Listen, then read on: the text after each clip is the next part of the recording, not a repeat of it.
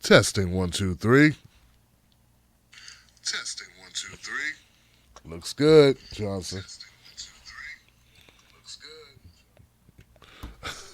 good. All right. Yeah, looks good. Looks like we're cooking. What's up, people? My name is Tim Black. Good morning. Good morning. Good morning, Internet. Good morning, Tim Black's Wolfpack. Good morning, everyone tuning in. Let me say welcome to my people on Facebook, Twitter, Periscope, and YouTube. Glad to see you. Glad to see you. Yeah. We had an interesting night last night, didn't we? Interesting night last night, didn't we, Johnson? Oh, yes, it was interesting. We had ourselves a catastrophe when it comes to the establishment, a meltdown of the establishment as the Iowa caucuses kicked off, as the results started coming in. All of a sudden, everything went haywire, and the Iowa Democratic Committee, with whoever runs the Iowa Democrats, couldn't get their crap together, allegedly. And for some reason, they couldn't give us any numbers, Johnson. Yeah. Really, really strange things happen when your front runner is not of an establishment pick, doesn't it? Which I want to preface everything we're about to do here in this show by saying, folks, if you don't know me by now, You'll never, never, never know me. Ooh, ooh, ooh, ooh. I was told not to sing, but if you know the lyrics to that song, just apply it to the Democratic National Committee. Apply it to Tom Perez.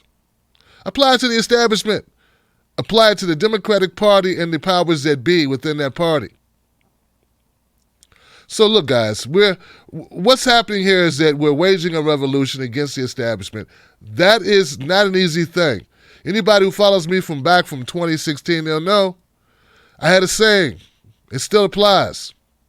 There's no such thing as easy revolutions, except revolutions that never happen. All right, so let's go to the tail of the tape.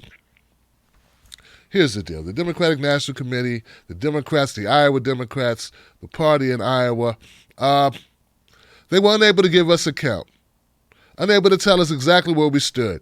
We stopped counting around 1.8% yesterday. I think we saw one poll, one calculation has had us at like 2% reporting. So we were unable to call it, and I called it a night, at least publicly, from doing live streams, because there was no way to get you any accurate information. And it just seemed too crazy to continue to report when there was just nothing really to go on. So that's where we stood last night. Hasn't much changed this morning except, well,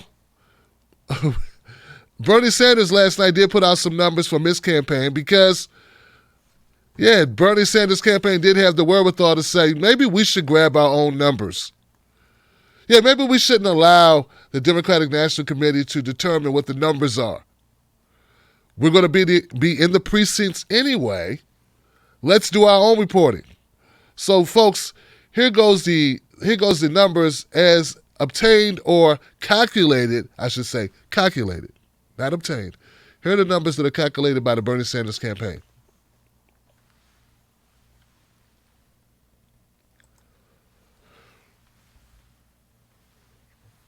Now, this was released February 4th. Press at BernieSanders.com. New Sanders campaign releases internal caucus numbers. Des Moines, Iowa, due to the failure of the Iowa Democratic Party to release results tonight and in the interest of full transparency, Bernie 2020 Senior Advisor Jeff Weaver is releasing the campaign's internal reporting numbers, which represent the results from nearly 40% of precincts in Iowa. We recognize that this does not replace the full data from the Iowa Democratic Party, but we believe firmly that our supporters worked too hard for too long to have the results of that work delayed, Jeff Weaver said. The data below was collected by trained Sanders volunteers at representative precincts from all 4 congressional districts from a cross-section of urban and rural parts of the state. Now, as you'll see here listed, if we go to the final count number, we want to jump there to final count number. Final count numbers has Bernie Sanders at 29.6%, followed by Pete Buttigieg at 24.59%. Bringing up the rear further down is Elizabeth Warren with 21.24%, and Joe Biden with a very distant 12.37%, rounded out by an even further distant, but close to Biden, Amy Klobuchar at 11.0%.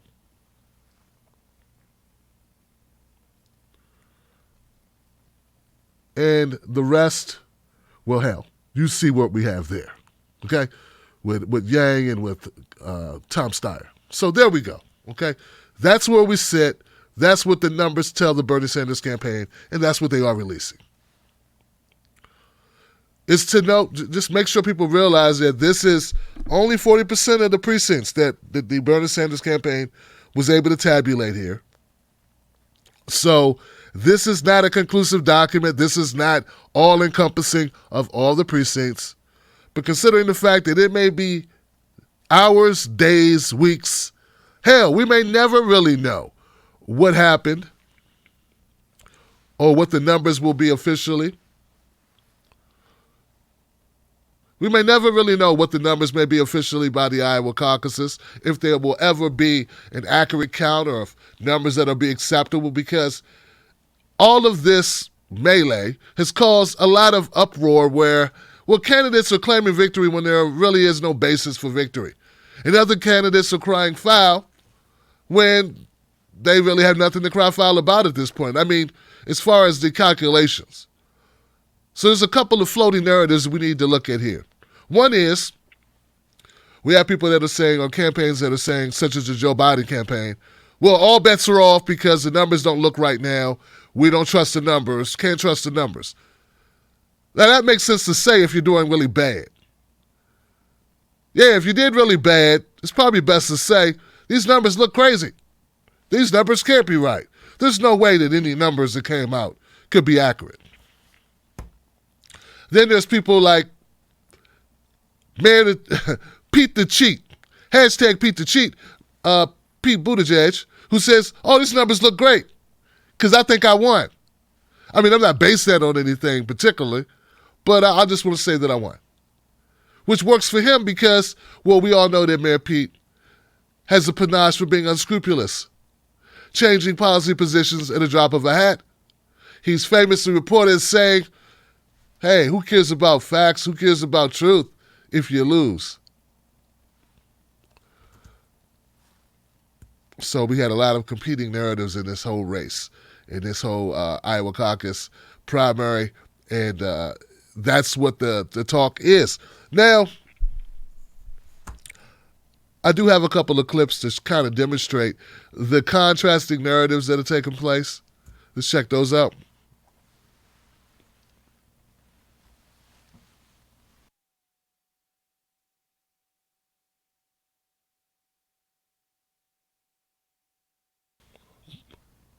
You know what? But before we do that, I want everyone to keep in mind, hold up, let's do this. Let's do it this way.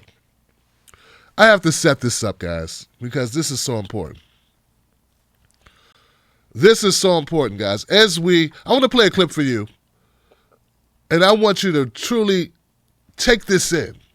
Take this in and hold on to it, because this is probably the truest words you will hear spoken on MSNBC probably for the next year or so as we go through this election process.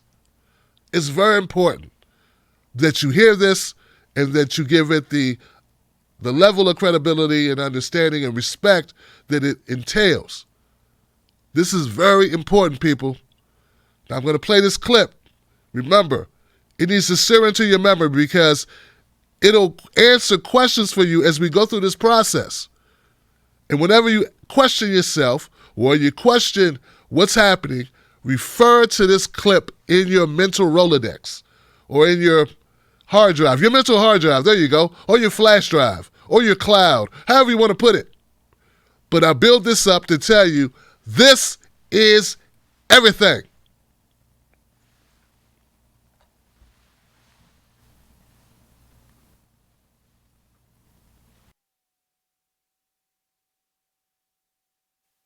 There's no doubt that if Bernie Sanders is looking like he's going to run away with it, for the Democratic establishment, that's almost as scary as losing Donald. Like, beating Donald Trump is really important. Almost as important as keeping Bernie Sanders from being the party's nominee, and that will help Mike Bloomberg if that's where we end up in the first week in March. Really, there's no doubt that if Bernie Sanders is looking like he's going to run away with it, for the Democratic establishment, that's almost as scary as losing Donald. Like, beating Donald Trump is really important. Almost as important as keeping Bernie Sanders from being the party's nominee, and that will help Mike Bloomberg if that's where we end up in the first week in March. Really, the people.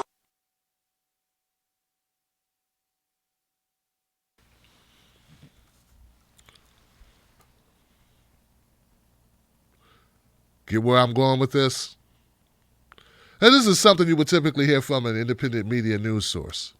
A news source such as the Tim Black Show would tell you that nothing is more important to the Democratic primaries or the Democratic Committee, the DNC, than making sure Bernie Sanders doesn't win this election, making sure that Bernie Sanders does not become the eventual nominee.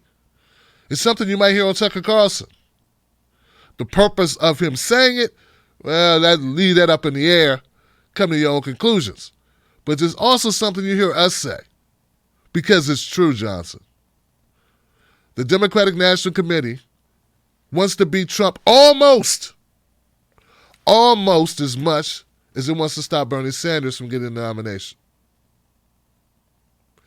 No truer words have been spoken on MSNBC to date regarding elections that I've been made aware of, and I don't expect there to be any truer words spoken by the DNC or the Democratic primary during this Democratic primary process.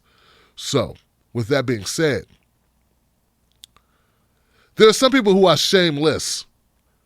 There are some people who are shameful. Let's go first to shameless. There's no doubt that if Bernie Sanders is looking like he's going to run away with it, for the Democratic establishment, that's almost as scary as losing Donald. Like, beating Donald Trump is really important. Almost as important as keeping Bernie Sanders from being the party's nominee, and that will help Mike Bloomberg if that's where we end up in the first week in March. Mr. Mayor, it's Willie Geist. Good to see you this morning. Tell me about your decision last night to go out and claim victory. You went up on the stage and said we were victorious here tonight. What did you base that on? Yeah. Well, we were looking at the internal numbers that we had and beginning to realize that something extraordinary had happened last night. I mean, here you have a campaign that was really questioned when we first got in for whether we even ought to be here, whether we belonged in this race. And to not only establish that, but to reach the position that we did was a clear victory for this campaign. So not based, though, on anything you had heard from the state Democratic Party, for example? No, we don't have anything from the party, at least I don't, that you wouldn't have heard as well. We saw that early trickle, but then we're looking to, I mean, the thing about this, unlike a primary where there's a secret ballot, this is folks standing in a room for all to see with their neighbors right there, often with the press right there, and with our own observers there. So that made it possible for us to get a very clear sense of just how extraordinary of a night it is. And that's what I wanted to share with our supporters who were just so charged up and so excited about this historic campaign. Mr. Mayor, it's Jonathan Lemire. I know you're certainly pleased with the results or your sense of how last night went, but there is certainly a sense of dismay among a lot of Democrats about the process, that we don't have conclusive results, that it has given rise to conspiracy theories and questioning the validity of the results that we are going to get. There's been some whispers from other campaigns already suggesting that perhaps Iowa should be tossed out and we should move to New Hampshire. And that's where this primary process should really begin. So let me just ask you that. Should Americans, should Democrats feel confident, we know hopefully later today when we get those results, should they believe them?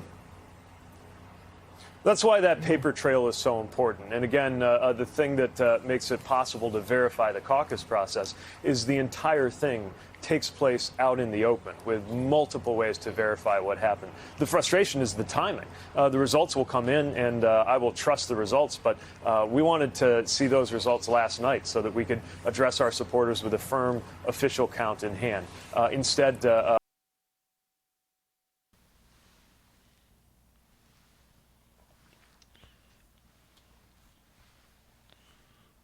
All right. So there's a couple things that I gleaned from that conversation with Mayor Pete there. Pete Buttigieg, no longer mayor, right? He resigned his position as mayor. Okay, so just let's call him Sneaky Pete or Pete the Cheat. Either one of those work. So in there, Pete the Cheat, he's claiming victory for as Willie Geist pointed out, he got nothing. He got nothing. He's claiming victory, which is a great CIA-type move, a great misinformation move, a great grift move, but there's really nothing to base that move on other than, well, his own internal numbers, which could be false or true, who knows.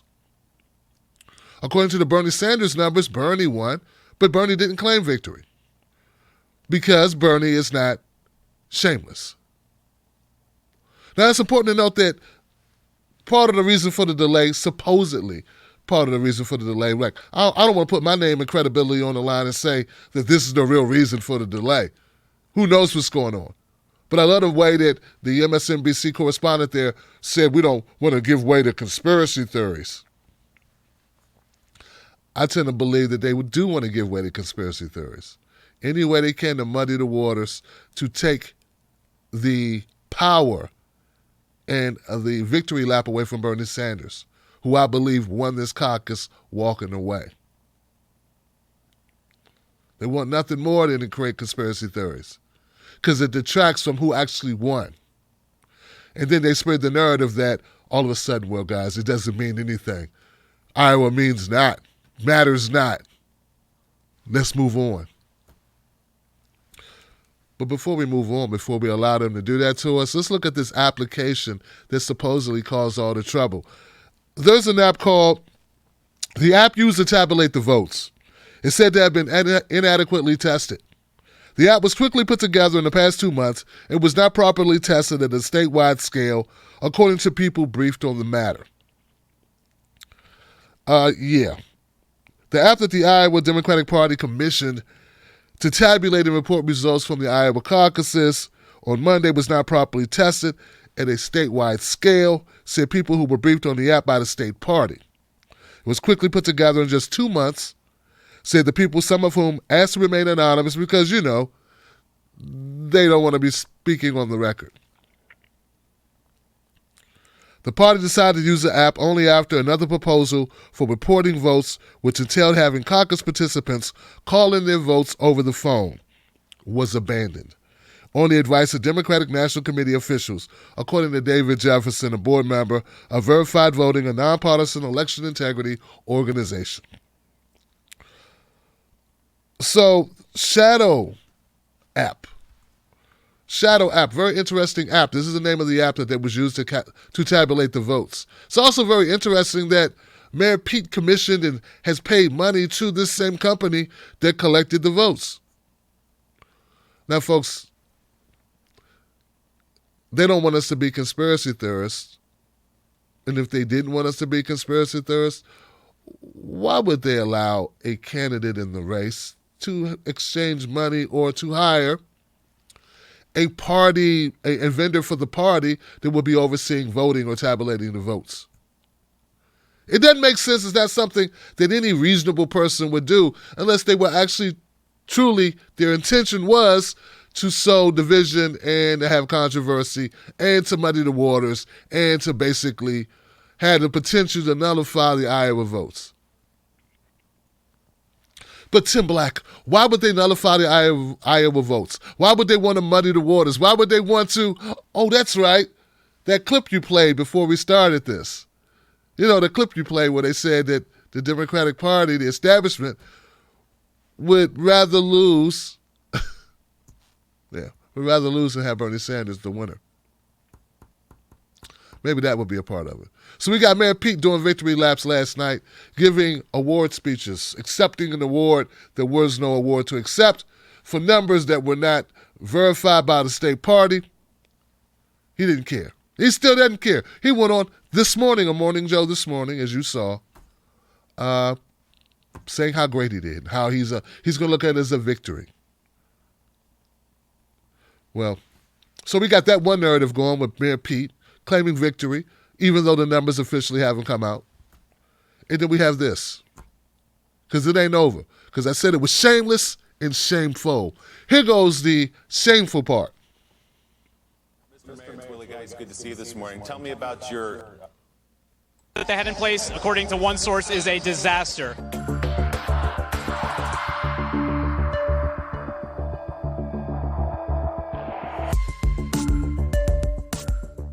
The general counsel, meaning the top lawyer for the Biden for President campaign, has released a letter to the Iowa Democratic Party. Dear Mr. Price and Mr. Geiken, the heads of the Democratic Party, Troy Price, the chair, and Kevin Geiken, the executive director of the Iowa Democratic Party, quote, I write on behalf of the Biden for President campaign regarding the considerable flaws in tonight's Iowa caucus reporting system. The app that was intended to relay caucus results to the party failed. The party's backup telephonic reporting system likewise has failed. Now we understand that caucus chairs are attempting to, and in many cases failing to, report results telephonically to the party. These acute failures are occurring statewide. We appreciate that you plan to brief the campaigns momentarily on these issues, and we plan to participate. However, we believe that the campaigns deserve full explanations and relevant information regarding the methods of quality control you are employing and an opportunity to respond before any official results are released. We look forward to hearing from you promptly. In the meantime, we're on to New Hampshire on the road to the most important election of our lifetimes. Again, that's the top lawyer for the Biden campaign ripping the Iowa Democrats Democratic Party and saying this is a big deal, it's statewide, it's acute failure, and you better talk to us before you say anything about what happened today. Acute, the one word kind, and not two. So that's the kind it's you not.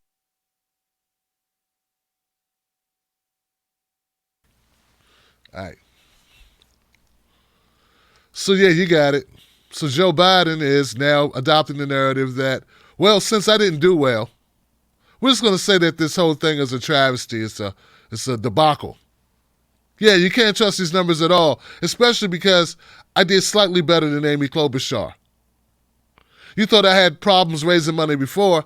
Imagine trying to raise money when you were the front runner only a month ago, and then you come in with a weak fourth.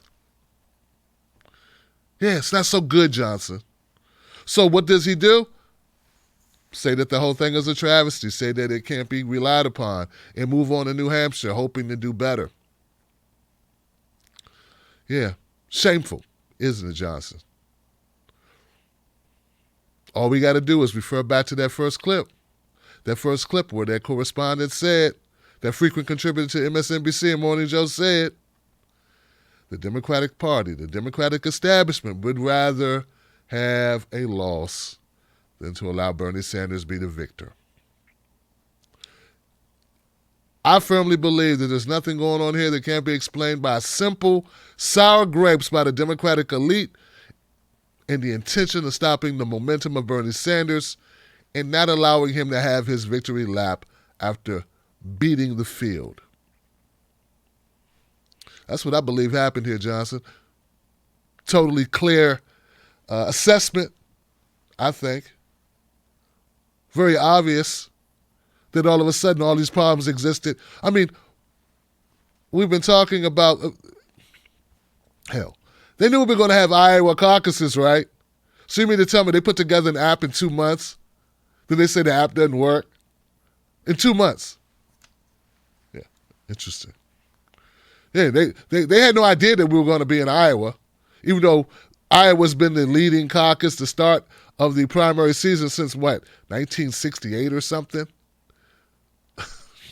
But still, of course, they had no way of knowing they needed to have the app tested. Why would they need to have the app tested? And why would they need to have the redundancy of the app tested? Not important. I think that their strategy is to prop up whomever they can, anyone other than Bernie Sanders. So I'm looking for it to switch in New Hampshire as they prop up someone besides Pete. Because I don't believe Pete can be a viable contender, nor make it even appear so. All right, folks. So while all this was happening last night, while this was going down, as we were all pissed off, very upset, but also keeping in mind that this is kind of to be predicted. I mean, look, they're not going to go easy. It's going to be a fight for the whole thing. I mean, there's not going to be any laying down by the establishment. Do you realize that Bernie Sanders wants to make us be like most other countries? Actually providing health care for all the citizens? That's a travesty, Johnson. They love making money off your death. They'd rather prop up the companies that put money in their pockets than actually provide you with the ability to maintain your health, extend your life, live better, be better. So that's part of what it is, but it's also the taxes. These bastards don't want to have to pay taxes. You really think these rich bastards want to have to pay a fair share or pay as much as their administrative assistants or their consultants or their secretaries or what have you, their technicians? Hell no, they don't want to pay as much as you. They're rich. Now, guys, I've been on and on and on Twitter going back and forth with certain people. One of those people that I've gone back and forth with is a horrible individual. It bothers me so much that this person is allowed to be out front, because I know this person's not an honest actor. Of course, I'm talking about Dr. Jason Johnson. I met the guy. He's a scumbag. When I ran into him, he was doing the same thing he does on MSNBC. He was holding court in the middle in a circle of women who were all gobbling up his spewage, his lies about how bad Bernie Sanders supporters were. I shit you not, guys. I walked up and this guy was in the middle of a circle complaining about Bernie Sanders supporters in real life. The man really, truly has a problem. It's got to make you wonder, how much does he get paid to spew this type of nonsense, this type of uncorroborated allegations against a group of people who are just passionate about their candidate. That's all it is. But anyway, he got into it last night with someone who's an actual hero. He got into it with someone that you would think he would have to respect. Of course, I'm talking about Senator Nina Turner, if you saw the clips, if you saw any of this. The thing is, you don't have to respect Senator Nina Turner because, well, she's not a part of the establishment. And he would have to, there would be everyone coming from him, coming for Dr. Jason Johnson. If it was anyone else, well, not anyone else. Dr. Jason Johnson is going to be very disrespectful in this clip, and he's allowed to be that way because he's going after a black woman who happens to be not a part of the Democratic establishment. Because if she were, people like Zerlina Maxwell and Neera Tanden and all of the View, all the women on The View, all of them would come to her defense. But since she is anti-establishment, because she is supporting Bernie Sanders' campaign, because she is the national co-chair of the Bernie Sanders 2020 campaign, Dr. Jason Johnson can condescend to her, smirk, be snide, be rude, be a complete asshole, and nothing will happen to him. Anyway, here goes a clip of the back and forth between Nina and Dr. Jason Johnson.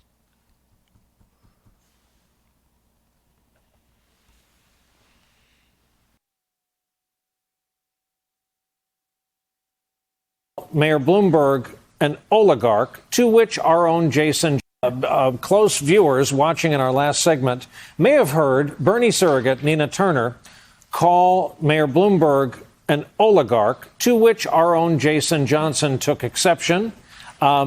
State Senator Turner from Ohio is still listening in Des Moines because she wanted a moment to respond. Nina? Senator. Thank you so very much. You know, it's just ironic to me that somebody would defend the wealthiest people in this country over the working people of this country. We need real campaign finance reform to the extent that a Mayor Bloomberg can totally finance his campaign. He doesn't have to go out to the people. He doesn't have to build a movement. He doesn't have to talk to people. He can buy his way. It is the same attitude that the elites, maybe Jason likes the word elite over oligarch, but it's the same attitude that the elites had in 1930 against FDR. All of them lined up against him, and he said, I welcome your hatred, because he was standing up for the people. And that is the same message that Senator Bernie Sanders has to the everyday people of this nation, that I welcome the hatred of the elites because I am standing up for you. So cry me a river for the wealthy people in this country. Nina, you work for a candidate who's part of the 1%. I have no problem with criticizing the system. The system that allows Mike Bloomberg to make all the money that he makes, the system that allows him to buy what he wants to buy, the system that allows him to buy himself into the administration and buy himself into the debates is a problem. But to call him an oligarch, I think, is a misnomer in this environment. And again, you're working for somebody who's part of the 1%. Do you call him an oligarch? No, you don't. You say he's a rich guy. Because just because somebody has a tremendous amount of money doesn't mean that they're not necessarily representing the people. And if you want to use the term elite, you can use whatever kind of term that you want to use. But at the end of the day, the enemy of this country, the enemy of the poor, is not just everybody who happens to be rich. It is a capitalistic system that abuses people. And if you want to speak about that, that's fine. But if you want to name call people, that's not going to help Bernie if he becomes a nominee, and he's going to need Mike Bloomberg's money. I'm not name calling anywhere. If he's going to need Mike Bloomberg's money down the road. It's ironic that you're defending somebody that is buying his way through the democracy. Yes, you are. I know this works on Twitter because that's how you guys operate. But when it comes to actual campaign politics, it makes sense to actually describe people for the positions that they have. Is this about a word? Is this about a word, Jason? Is this about a word? No, it's not just about a word. It's about the implications of it. And it's about criticizing the system versus criticizing individuals. Like I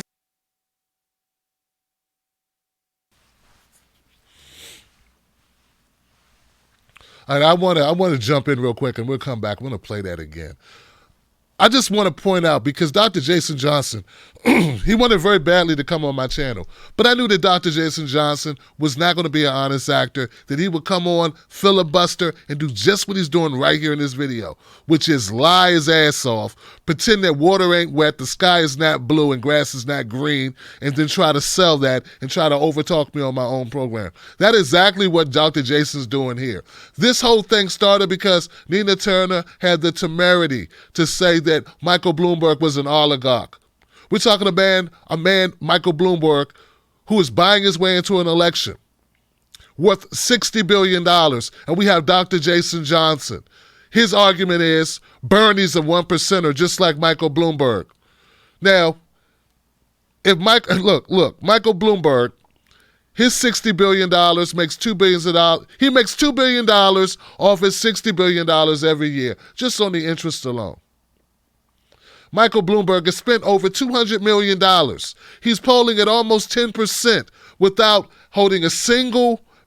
being in a single debate, without getting a single donation from a single voter of any sort, just from digital and TV ads and Super Bowl ads.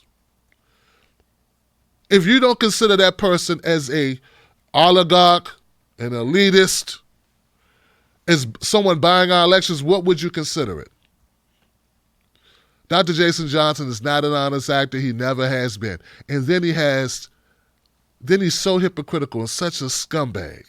Guys, he's a complete scumbag. He's comparing Bernie Sanders, who became a millionaire in 2016 after writing a book. First time in his life.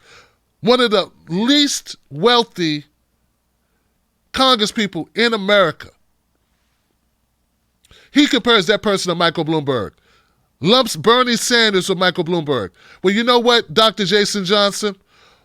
My youngest son is 10 years old. He's about to turn 11 tomorrow. He played Little League football, Pee Wee squad, Pee Wee football. He played it for 1 year. Sort of lost interest and went on to basketball. If Bernie Sanders is considered a 1%er, if he's considered an oligarch and in the same counting as Michael Bloomberg, then my son, who played Pee Wee football for one semester or one season, should be considered in the same realm as an all-pro player in the NFL. I mean, they both play football, right? But see, no one would make that argument except an inconsiderate, disingenuous hack like Dr. Jason Johnson. And this is the reason why we can't have unity. I don't want to unify with Dr. Jason Johnson. I don't want to share air with him, nevertheless a stage or a party of any sort. He is a scumbag. He's horrific. Dr. Jason Johnson is proof that Republicans aren't that bad. Yeah, he's proof that the core, the real problem that we have in this country is the gooey middle, the neoliberal, establishment, moderate Democrats, and particularly black ones like Dr. Jason Johnson, who give the veneer. They wear the clothing of revolution.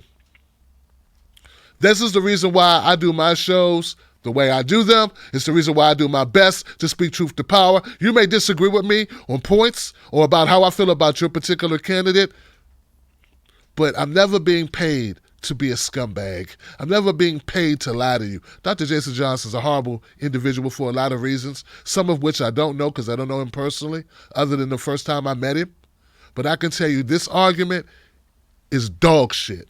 And I'm sorry, guys, because I know a lot of you at work, but I want you to know this argument is dog shit.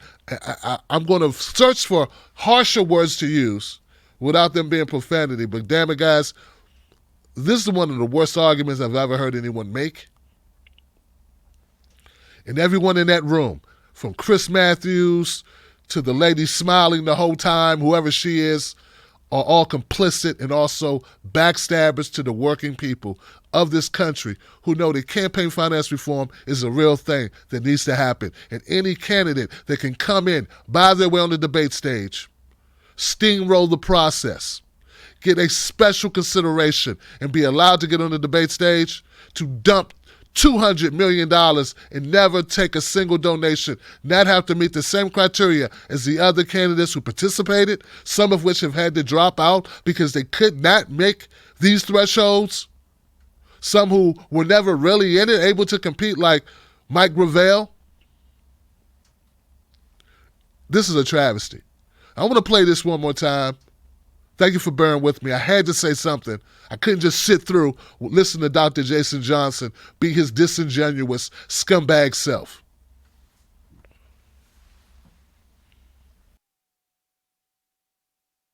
Mayor Bloomberg, an oligarch, to which our own Jason, close viewers watching in our last segment, may have heard Bernie surrogate Nina Turner call Mayor Bloomberg an oligarch, to which our own Jason Johnson took exception.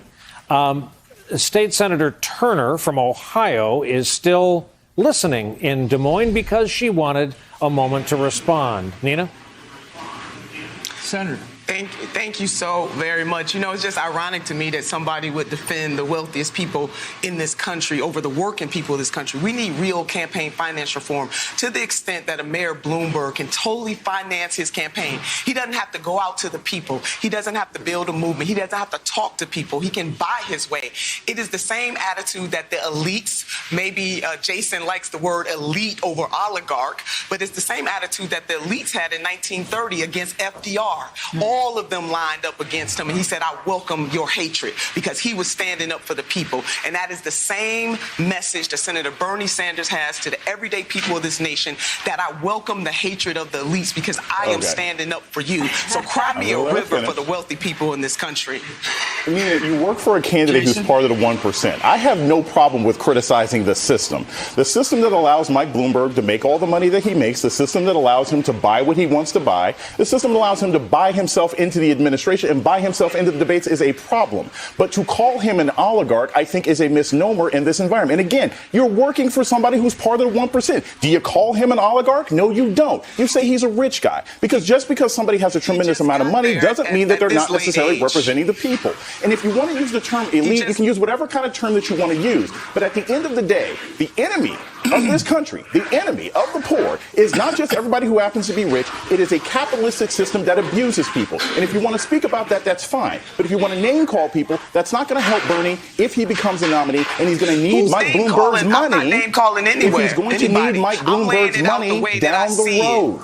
It's ironic that you're defending somebody that is buying his way through the democracy. Yes, you are. I know this works on Twitter because that's how you guys operate. But when it comes to actual campaign politics, it makes sense to actually describe people for the positions that they have. Is this about a word?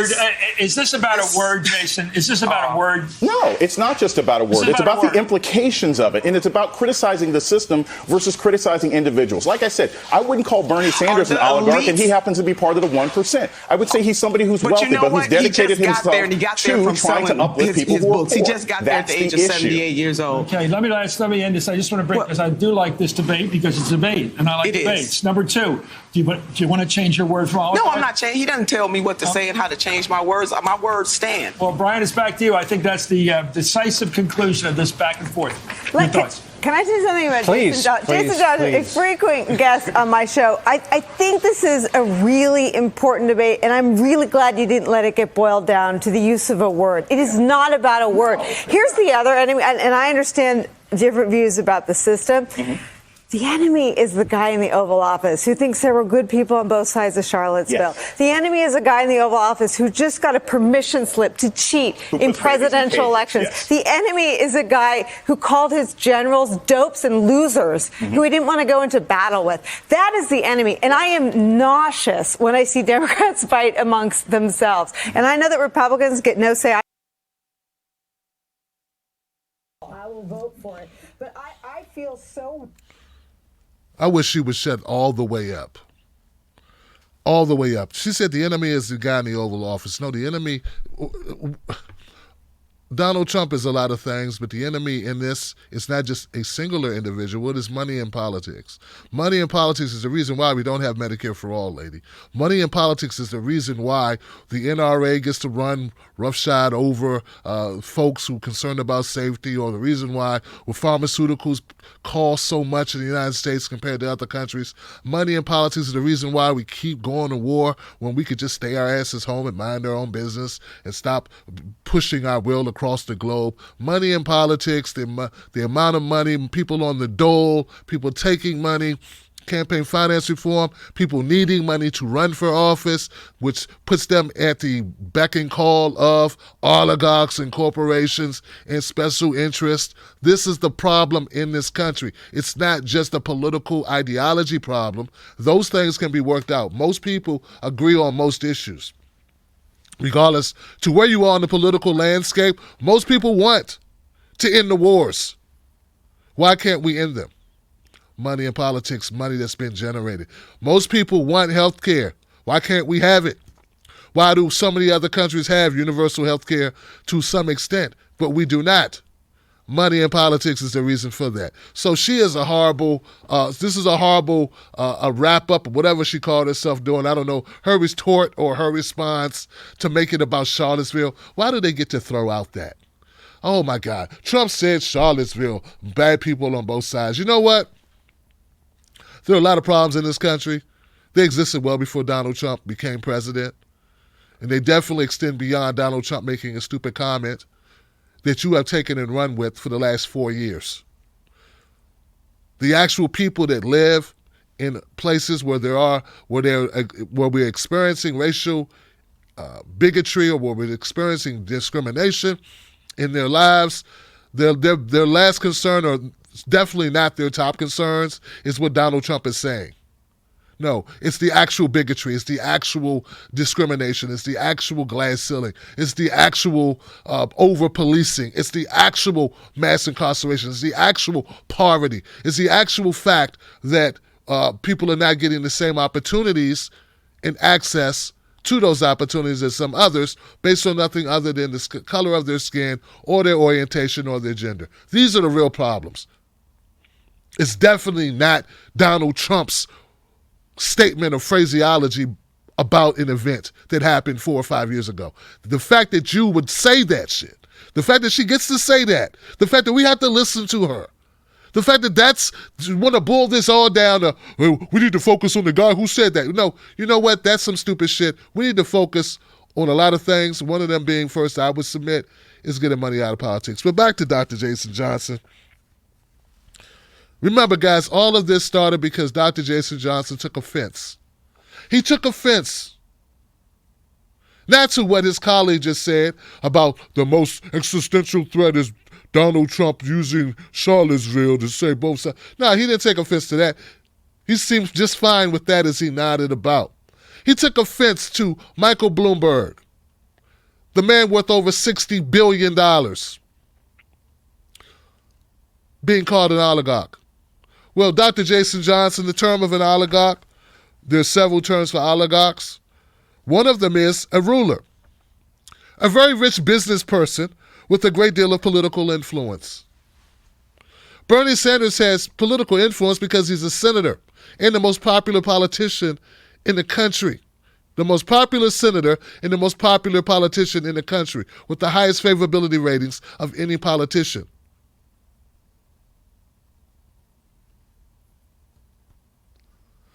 Michael Bloomberg is powerful, not because he holds some political position. He holds no political position. The only power that Michael Bloomberg has is his money. His money makes him powerful. Now, if that's not the description of what an oligarch is, what would you say is the description of an oligarch? Oh, it's not about the word. It's about we don't want to put people in silos. You are the same scumbag who I have on film comparing Bernie Sanders supporters to pedophiles. But you wouldn't want to disparage anyone, would you? You disparage Bernie supporters every day, Dr. Jason Johnson. That's what you do. You, Zelina Maxwell, Neera Tanden. This is what you do every day. If you're not disparaging Bernie Sanders supporters, you're disparaging Yang supporters. This is how you maintain momentum. So he talks about what Bernie Sanders supporters do on Twitter, very conveniently omitting what he does on Twitter. He's a gaslighter with false narratives, and he throws them willy-nilly to maintain some type of visibility. And if it weren't for him being on other people's networks, working for Haim Saban, chief funder for Hillary Clinton's campaign for the white-owned The Root, which is a total fabrication making black people think they actually contribute to a black magazine ran by some guy who's not even a... Oh, man, the level of fuckery is just so extensive. But, guys, I take a great exception to Dr. Jason Johnson, one of the most horrible people in this industry that I've become acquainted with. There is no bar too low for him to crawl under. He is not the bottom of the barrel. He's the stuff beneath the bottom of the barrel, the sediment, the detritus beneath the bucket, the goo and the slime. He's somewhere in there.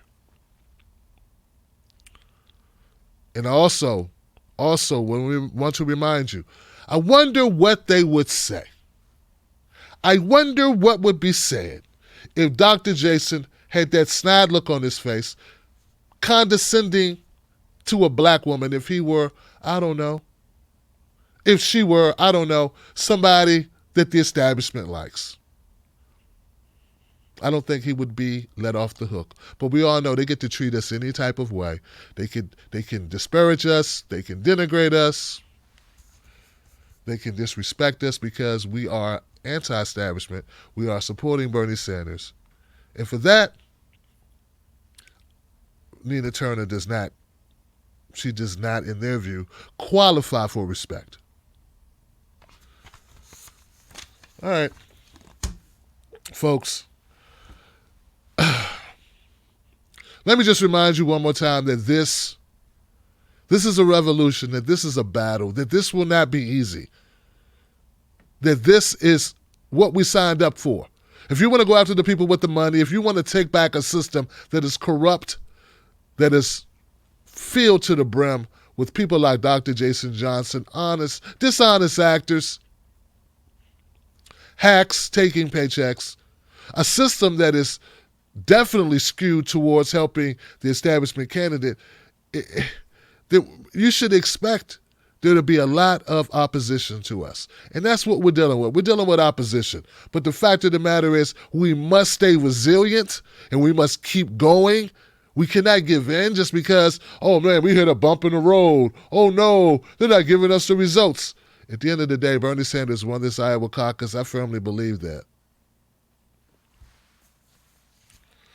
We got Pete doing what Sneaky Pete does, pretending that he won in order to save face, in order to make himself viable. He's not viable, Johnson. He won't do well throughout this race. He will fall. We got Joe Biden saying the numbers are all fake now. Fake news. Who's crying fake news now, Joe? Because Joe obviously didn't do well in Iowa. So he has to say that the numbers, no matter what they are, which he hasn't seen yet, have no credibility and they don't count. That's because he has no credibility and he doesn't count. So they're going to put out all the stops against Bernie Sanders. And all I'm saying, guys, is be expecting it. Don't be shell-shocked. Don't get depressed. Don't be down. And I know that's easy to say, harder to do. But just know, this is par for the course. This is to be expected. What they didn't count on, and I got this from a good source inside Iowa, they didn't count on Bernie Sanders having his own numbers. Having those numbers puts a fly in the ointment because they weren't able to just steal it. Let's hope that we have the same mechanism in place as we head into New Hampshire. As if you thought they got funky in Iowa, they'll probably get funky in New Hampshire. I'm in it for the long haul. I hope you are too. In closing, I just want to add this video one more time. I think it's important, guys. Remember, follow me at Real Tim Black. Find me at Tim Black at Night on Instagram. I want to play for you one more time the clip on Morning Joe that was yesterday where a MSNBC contributor said the truth about this process. Because I want to make sure you remember it. Mayor Bloomberg, an oligarch, to which our own Jason There's no doubt that if Bernie Sanders is looking like he's going to run away with it, for the Democratic establishment, that's almost as scary as losing Donald. Like, beating Donald Trump is really important. Almost as important as keeping Bernie Sanders from being the party's nominee, and that will help Mike Bloomberg if that's where we end up in the first week in March. There's no doubt that if Bernie Sanders is looking like he's going to run away with it, for the Democratic establishment, that's almost as scary as losing Donald. Like, beating Donald Trump is really important. Almost as important as keeping Bernie Sanders from being the party's nominee, and that will help Mike Bloomberg if that's where we end up in the first week in March. Really, the people. That's right. That's right, guys. That's right. It's almost important to beat Donald Trump as it is to stop Bernie Sanders if he looks like he's going to run away with it. That's some honest words right there, Johnson. It's good to hear from someone besides myself. Good to hear it. So thank you so much for that. Now I want to go to Super Chat and see if people got comments and they want me to read out loud to the rest of the world, Johnson. To the rest of the world. We got a few comments. We got Larry the Truth. Establishment pushes. We the people push harder. Bernie 2020 or bust. Thank you, Larry. Princess Queen, Bernie isn't in the 1%, though. No, he's not in the 1%, Johnson. Joseph Piarulli. The app worked exactly how the Dems wanted it. They planned it to fail. Makes sense to me, doesn't it? Makes sense to you? Makes sense to us. Wolfpack. Josephine. They turned down the mic on Nina, didn't even let her respond. Yeah, they didn't want her to respond. She said enough. Folks, Michael Bloomberg is worth a staggering $60 billion. Michael Bloomberg makes $2 billion a year off his $60 billion. Michael Bloomberg could spend $1,000 for every hour for the next 2,000 years. Michael Bloomberg is a very rich man. That same rich man also owns a network called the Bloomberg Network, his own media empire, and he's running for office. He's buying people right now. He's brought up all the ad space. He's changed totally the cost of advertising in this election because he's dumped so much money into the swing states and the Super Tuesday. He brought a $5 million Super Bowl ad without even blinking. There's no limit to how much money he can spend. Do you realize what we're dealing with? So, with that being said, you're going to have hacks who want jobs. Those people who want jobs are looking at their futures going, in the future, I would love to work for Michael Bloomberg. I don't want to burn a bridge like Dr. Jason Johnson, because that's what he does. Too lazy to build his own platform. Too lazy to be his own man. Of course, he was born compromised. He is the epitome of being a compromised individual. This is what's happening. This is what's going to continue to happen. Environmental Coffee House. Bernie's our last hope. We're in a global climate emergency. The DNC is imploding. I agree with you 100%. And that's why I say, what do you expect? They're not going to go quietly and peacefully. They're going to fight, Johnson. Expect this. I'm not saying we like it. Of course we hate it. It's disgusting. It's disheartening. It's frustrating. It infuriates me. But it also lets me know we're doing what's right. It lets me know that we're doing the right thing and that we're going the right direction. Because none of this would be happening if Joe Biden won the damn primary. If Joe Biden won the primary, you think they would have all of a sudden couldn't tabulate the numbers? Oh, but how does this thing work? Oh my God, it doesn't work. You think they would have done that if Amy Klobuchar would have won? Come on, man. Oh, it's a conspiracy theory to think they didn't want Bernie to win. You're right, Johnson. All right. Jesus. Christine Danielson says, I'm loving Bernie's vision. Now I help you all get into. Okay, thank you. Susan, Jason defies our name, Johnson. He defiles our name. Yes, he does, Johnson. He's a horrible Johnson. He shouldn't be called a Johnson. JJ is not a Johnson. I don't know what he is. Christine, did you all see the JJ disrespect rolling his eyes? Yes, we did, Johnson. We absolutely did see that. Owen Johnson. F that corporate tool. Exactly, Owen. Burn and turn. Jack Jakatak, LP. What would it take for you to give up on electoralism? I don't know. Tammy, what nauseates me is their fake call for unity. It is a very fake call for unity. But you know what infuriates me as well? Is that there are people who buy into it, who think that we're the problem. That's how delusional they are. They can't see the forest for the trees. I put out a tweet last night and I said, there's all these, some of us have problems. One of the problems is some of us are too gullible. That's the first group. Number one, some people are too gullible. Number two, some people are too scumbaggery. They're scumbags. And number three, some people are too honest. And they have the gall to call out the number one and the number two, and those people don't like it. The number one doesn't like when you speak honestly because they're offended, because they don't know what's true or not. They get mad at you. Number two, they know you're right, and they're offended because, well, you're calling them out, Johnson. So that's the life of an honest actor, and a person calling it as it really is, and they don't like that shit. Oh, they don't like it. David Melford, Bloomberg likes New York hot dogs with Trump. He does. This is the same, look, Michael Bloomberg, I'm sorry.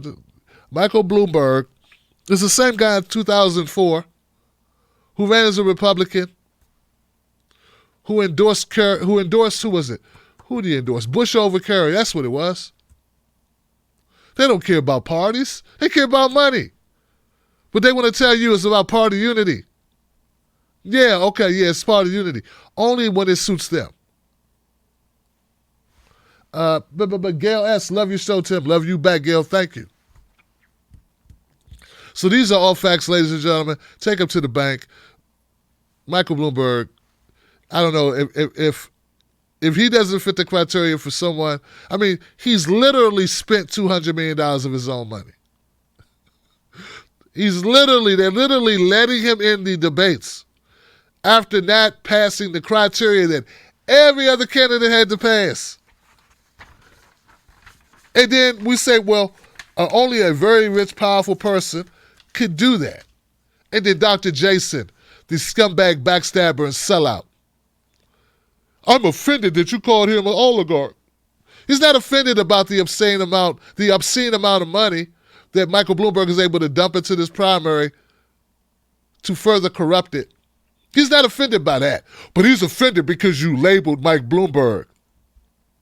I wish that Dr. Jason Johnson and people of his ilk would fight for us as much as he fights for the rich folks. Man, maybe we'd actually be somewhere. Maybe we'd actually be able to fight the system if we had people like Dr. Jason Johnson, instead of focusing on kissing the ass of the elites so they can get a little bit more butter on their biscuits, if we actually turned their fire onto the elites and took it at them. But see, Dr. Jason Johnson knows it don't pay well to be a freedom fighter. It don't pay well to be a truth teller. Now, the money is in lying, conniving, and doing whatever the rich folks want you to do. That's the job security. And that's exactly what he's doing. Woo! All right, guys. Thank you for joining me for this special edition of Coffee with Tim Black. Remember, this show is brought to you by people like you. It's not brought to you by an organization. It's definitely not brought to you by Michael Bloomberg. It's brought to you by viewers like yourself. Become a member of the Tim Black Wolfpack. Go to patreon.com, Tim's Take Live. Join here on Facebook or join here on YouTube. I got nothing but love for you. Don't forget, we got a Facebook group, the Tim Black Speak On It group. I love to make you a member of it. come on and join Joy and Buck. Become a member of that. And don't forget to text me the code Cornbread. One word, Cornbread, to code 21,000 to join our VIP text list.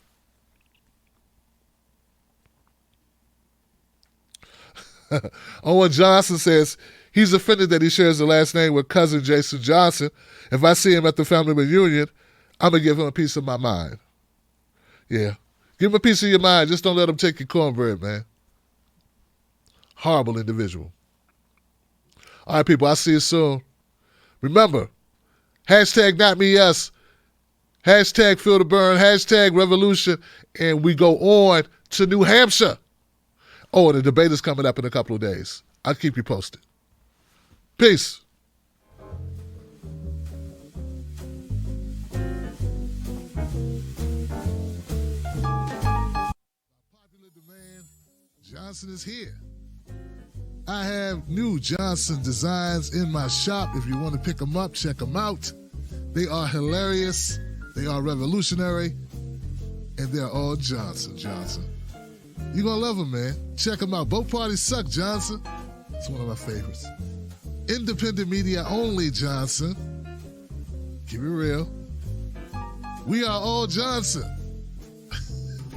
We are. We're one big community, guys. Go check it out. Independent media only. Johnson's in the house. Both parties suck, Johnson. We are here. They got a special going on right now. Free shipping. Get it today. Wolfpack. Oh, there you go. My name is Tim Black. You're now tuned into the most watched Black independent media news network in the country.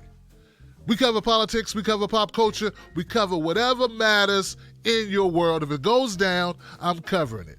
We do a show, live show, Monday, Tuesdays, Thursdays, Fridays. Friday nights, we got what? A call-in show. Anybody can call in. Throughout the week, we put out little clips, short clips of important news. You don't want to miss it. Stay on top of your news. Go with a reliable source. I'm there for you. TBTV, this is where it's at. Subscribe today and remember, don't you let nobody take your cornbread. Johnson.